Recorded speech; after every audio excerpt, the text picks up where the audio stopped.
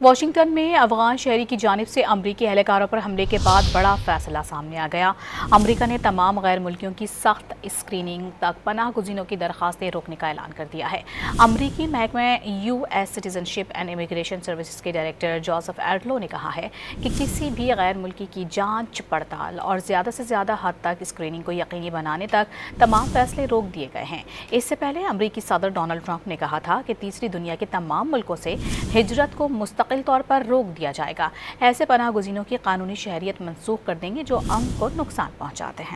Washington میں افغان شہری کی جانب سے امریکی اہلکاروں پر حملے کے بعد بڑا فیصلہ سامنے آ گیا۔ امریکہ نے تمام غیر ملکیوں کی سخت اسکریننگ تک پناہ گزینوں کی درخواستیں روکنے کا اعلان کر دیا ہے۔ امریکی محکمہ U S citizen ship and immigration services کے ڈائریکٹر جوزف ایڈلو نے کہا ہے کہ کسی بھی غیر ملکی کی جانچ پڑتال اور زیادہ سے زیادہ حد تک اسکریننگ کو یقینی بنانے تک تمام فیصلے روک دیے گئے ہیں۔ اس سے پہلے امریکی صدر ڈونلڈ ٹرمپ نے کہا تھا کہ تیسری دنیا کے تمام ملکوں سے ہجرت کو مستقل طور پر روک دیا جائے گا۔ ایسے پناہ گزینوں کی قانونی شہریت منسوخ کر دیں گے جو امن کو نقصان پہنچاتے ہیں۔